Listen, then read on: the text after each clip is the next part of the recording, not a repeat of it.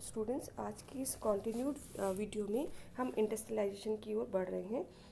Industrialisation के आगे part पे बढ़ते हैं एंड इस टॉपिक में हम पढ़ रहे हैं कि what was the reaction of the government towards the workers of the protest movement. आज की डेट में जो हम पढ़ने जा रहे हैं कि भाई श्रमिकों के विरोध के प्रति में सरकार का क्या रुख था।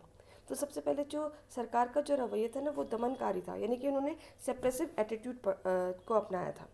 फिर उन्होंने लीगल एक्शंस, कानूनी कार्रवाइयाँ भी की। जो मजदूर जो थे विरोध करते थे, whoever labours rebel, there was a legal action against the workers.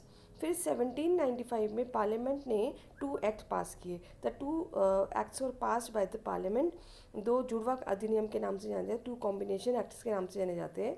First was it made legal to incite the people by speech और राइटिंग टू हार्टेड और out attempt of the king, constitution and the government. अगर जो कोई भी labour यदि कोई भाषण या लेखन के द्वारा सम्राट को, संविधान का या सरकार के विरुद्ध घृणा या अपमान करने के लिए उकसाया जाता है तो उसको अवैध घोषित किया जाता था, इलीगल उनको घोषित कर दिया। कोई भी अगर विरोध कर रहा है, राइटिंग्स लिख रहा है या अपनी स्पीच दे रहा है सरकार के खिलाफ में या किंग के खिलाफ में, कॉन्स्टिट्यूशन के खिलाफ में, तब उनको उनकी स्पीच को और उनकी राइटिंग को इलीगल घोषित कर दिया जाता था।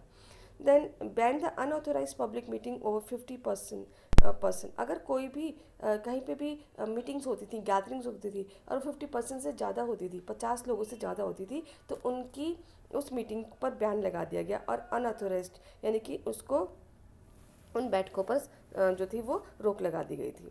फिर diffuse the demand of cotton weavers for legal minimum wage. और जो भी कॉटन वीवर्स थे, यानी कि कॉटन मिल में काम करने वाले जो मजदूर थे, उन्होंने जो मांग की थी कि उन्हें न्यूनतम वैध मजदूरी तो मिलनी ही चाहिए, उसको भी ठुकरा दिया गया था। फिर सरकार द्वारा एक कॉनला एक्ट पास कर दिया गया था।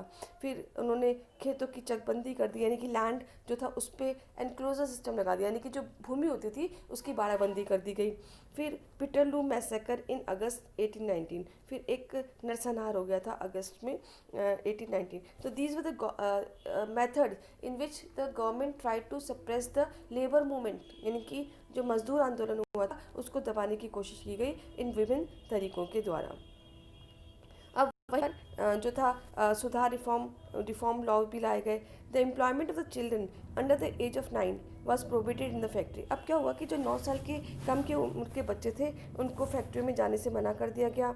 और जो 9 से 16 साल के बीच में जो बच्चे होते थे उनकी जो टाइम पीरियड था वो लिमिटेड कर दिया गया, यानी कि वो अब केवल 12 घंटे ही फैक्ट्रियों में काम कर सकते थे।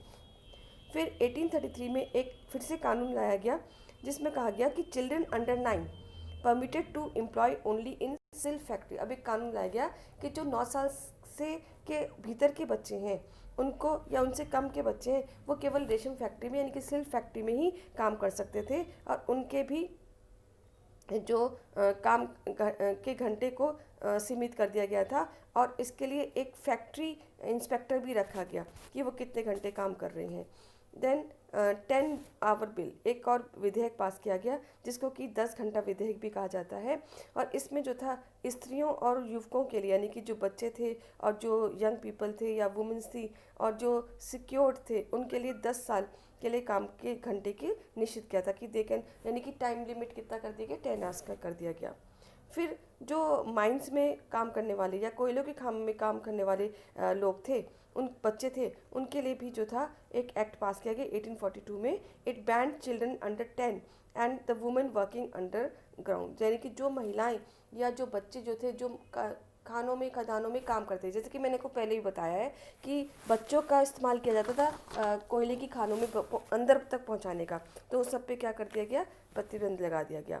और 10 वर्ष से कम जो बच्चे थे, ऐसे ही एक फील्डर फैक्ट्री एक्ट किया गया 1846 में।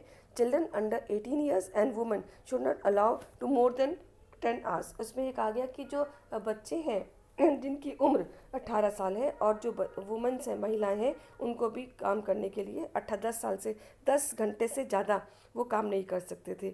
और इस तरह से लॉ फैक्ट्री इंस्पेक्टर भी क्या किया गया था, अपॉइंट किया गया था। तो आई होप आपको ये वीडियो आज की अच्छे समझ में आई होगी। इस पे आपका क्वेश्चन आ सकते हैं, what were the reform laws which was launch Europe countries. या आपसे पूछ सकते हैं कि what were the method adopted by the British government to repress the protest movement, यानी कि श्रमिकों के विरोध के प्रति सरकार के क्या रुख अपनाए गए। आई होप ये वीडियो सब बच्चों को समझ में आया होगा। Thank you.